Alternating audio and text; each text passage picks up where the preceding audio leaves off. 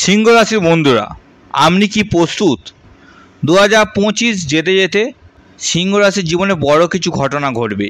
সিংহ রাশি 2025 মহা ভবিষ্যৎবাণী। সিংহ রাশির জন্য 2025 শেষ অধ্যায়ে বড় চমক। সিংহ রাশি 2025-এ তুমি যতই শেষ হয়ে যাও না কেন, তুমি আবার জীবিত হবে। কারণ 21শে সেপ্টেম্বর 2025 থেকে টানা 16 মাস রাহু একটি বড় খেলা খেলবে সিংহ রাশির সঙ্গে। 21শে সেপ্টেম্বর কলিযুগের রাজা নক্ষত্র পরিবর্তন করছে। রাহু প্রবেশ করছে পূর্ব ভাদ্রপদ নক্ষত্রের প্রথম পর্যায়ে। করুণাময় হতে চলেছে রাহু। এই পূর্ব ভাদ্রপদ নক্ষত্র নির্দেশ করে রহস্য, আধ্যাত্মিকতা, পরিবর্তন ও পুনর্জন্মের প্রতীক। অর্থাৎ রাহু যখন এই নক্ষত্রে প্রবেশ করবে তখন তার বার্তা হবে, তুমি যতই শেষ হয়ে যাও না কেন, তুমি আবার জীবিত হবে। এটা মানে যারা জীবনে ব্যর্থ হচ্ছেন, যারা ভেঙে পড়েছেন, তাদের জন্য আবার নতুন সূচনা আসছে।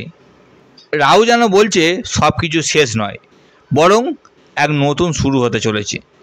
সিংহ রাশির বন্ধুরা, জ্যোতিষশাস্ত্রে রাহুকে এক রহস্যময় ছায়াগ্রহ বলা হয়। এটি মানুষের জীবনে মায়া, ভ্রম, হঠাৎ পরিবর্তন ও অপ্রত্যাশিত সুযোগ ও হঠাৎ অর্থপ্রাপ্তির যোগ তৈরি করে। রাহু সবসময় চাই আপনাকে পরীক্ষা করতে, আপনার ভেতরের লোভ, ভয় ও আকাঙ্ক্ষাকে সামনে আনতে।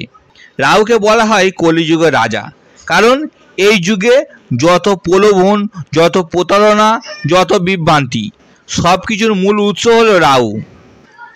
কিন্তু এর অন্য দিকও আছে। যদি রাহু আপনাকে আশীর্বাদ করে তবে রাতারাতি সাফল্য এনে দিতে পারে। গরিবকে রাজা আর রাজাকে গরিব করে দিতে পারে এই রাহু।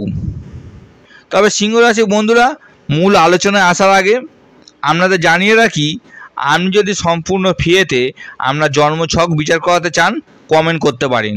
আমি অবশ্যই আপনাদের জন্মছক সম্পূর্ণ ফ্রিতে বিচার করে দেবো। তো চলুন বন্ধুরা, আজকে মূল আলোচনা শুরু করি। 2025 সাল যেতে যেতে সিংহ রাশির জীবনে কিছু বড় ঘটনা ঘটবেই। এই 5টি ভবিষ্যৎবাণী মন দিয়ে শুনুন। 21শে সেপ্টেম্বর থেকে আগামী 16 মাস রাহু একটি বড় খেলা খেলতে চলেছে। এই খেলা আপনার জীবনের ভাগ্যকে সম্পূর্ণ বদলে দেবে। সিংহ রাশির জন্য রাহুর এই ট্রানজিট অত্যন্ত গুরুত্বপূর্ণ, কারণ বর্তমানে রাহু সিংহ রাশির সপ্তম ঘরে বসে আছে। জ্যোতিষশাস্ত্র অনুসারে সপ্তম ঘর হলো পার্টনারশিপ, বিবাহ এবং ব্যবসার ঘর। রাহু এখানে বসে আপনার পার্টনারশিপ এবং বিবাহিত জীবনে কিছু পরিবর্তন আনতে পারে, তবে এটি আপনাকে সঠিক পথে নিয়ে যাবে। রাহু সপ্তম স্থানে বসে আপনার প্রথম ভাব বা আপনার নিজের ব্যক্তিত্বের উপর সরাসরি দৃষ্টি দিচ্ছে। এর ফলে আপনার আত্মবিশ্বাস বৃদ্ধি পাবে, আপনি আরও সাহসী বা স্বাবলম্বী হয়ে উঠবেন। আপনার চারপাশে মানুষ আপনার ব্যক্তিত্বে মুগ্ধ হবে। রাহুও আপনার সপ্তম স্থানে বসে তার পঞ্চম দৃষ্টি দিয়ে আপনার তৃতীয় ভাবকে দেখছে। তৃতীয় ভাব হলো সাহস, যোগাযোগ এবং ছোট ভ্রমণের ঘর। এর ফলে আপনার সাহস বহুগুণ বৃদ্ধি পাবে। আপনি এখন কোনো কাজ করতে ভয় পাবেন না। যোগাযোগের দক্ষতা বাড়বে, যা আপনার কর্মজীবনে সাহায্য করবে। আপনি যদি কোনো কাজ দীর্ঘদিন ধরে অসফল হচ্ছেন, তবে এই সময়ে ভাগ্যের জোরে তা সফল হবে। বিদেশে ভ্রমণের সুযোগ আসতে পারে। রাহু আপনার পেশাগত জীবনে হঠাৎ পরিবর্তন আনবে। চাকরির পরিবর্তন বা পদোন্নতি বা বিদেশের সুযোগ আসতে পারে। কিন্তু এর সাথে সাথে অফিসের ষড়যন্ত্র, হিংসা ও শত্রুতার শিকারও হতে পারেন। রাহু আপনার সপ্তম স্থানে বসে নবম দৃষ্টি দিয়ে একাদশ ভাবকে দেখছে। একাদশ ভাব হচ্ছে আয় ও লাভ এবং ইচ্ছা পূরণের ঘর। এই দৃষ্টির কারণে আপনার আয় বহুগুণ বৃদ্ধি পাবে। পুরনো বিনিয়োগ থেকে ভালো লাভ আসবে এবং আপনার আটকে থাকা কাজ শেষ হবে। একাদশভাবে রাহু সবথেকে বেশি শুভ ফল দেয়। এই অবস্থানে রাহু আপনার আর্থিক অবস্থা সম্পূর্ণভাবে বদলে দেবে। আপনি নতুন নতুন উপায়ে অর্থ উপার্জন করতে সক্ষম হবেন। যারা ব্যবসা করছেন তাদের জন্য এই সময়টি অত্যন্ত লাভজনক হবে। টাকা আসবে, তবে এর সাথে খরচও বাড়বে। শেয়ার বাজার, লটারি বা অনলাইন ব্যবসায় লাভ হতে পারে। এছাড়াও লটারি পাওয়ার যোগ আছে, কিন্তু অতিরিক্ত ঝুঁকি নিলে বড় ক্ষতি হবে। প্রিয় সিংহ রাশি, রাহু বর্তমানে আপনার সপ্তম ঘরে বসে আছে। এই ঘর আপনার সম্পর্ক এবং পার্টনারশিপের ঘর। রাহু এখানে বসে আপনাকে এমন শক্তি দেবে যা আপনি আগে কখনো অনুভব করেননি। এই সময়টি আপনার জন্য এক নতুন যুদ্ধের ক্ষেত্র তৈরি করবে, যেখানে আপনি বিজয়ী হবেন। আপনার মধ্যে এক নতুন শক্তির সঞ্চার হবে, যা আপনাকে আপনার লক্ষ্য পূরণে সাহায্য করবে। এতদিন আপনার সৃজনশীলতা, প্রেম এবং সিদ্ধান্ত নেওয়ার ক্ষেত্রে কিছু বাধা বা বিভ্রান্তি তৈরি হচ্ছিল, কিন্তু 21শে সেপ্টেম্বরের পর এই রাহু আপনার এই ক্ষেত্রগুলোকে শক্তিশালী করে তুলবে। আপনার প্রেম জীবনে নতুন মাত্রা পাবে এবং যারা সন্তান নিয়ে চিন্তা করছেন তাদের জন্য শুভ সংবাদ আসতে পারে। পরিবারের মধ্যে নতুন কিছু সুখবর আসবে। আপনার জীবনে যত বাধা এসেছিল তা এই সময়ের পর থেকে ধীরে ধীরে দূর হতে শুরু করবে।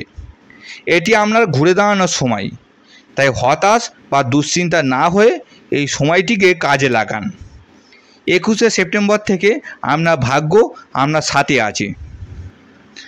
রাহু আপনাকে নতুন সুযোগের সামনে দাঁড় করাবে, তবে সেই সুযোগের সাথে সাথে থাকবে বড় ঝুঁকিও।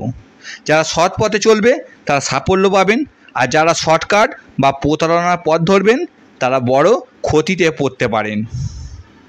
সবশেষে একটা কথা বলবো, গ্রহের প্রভাব যেমনই হোক না কেন, আপনার পরিশ্রম এবং ইচ্ছা শক্তি আপনার আসল শক্তি।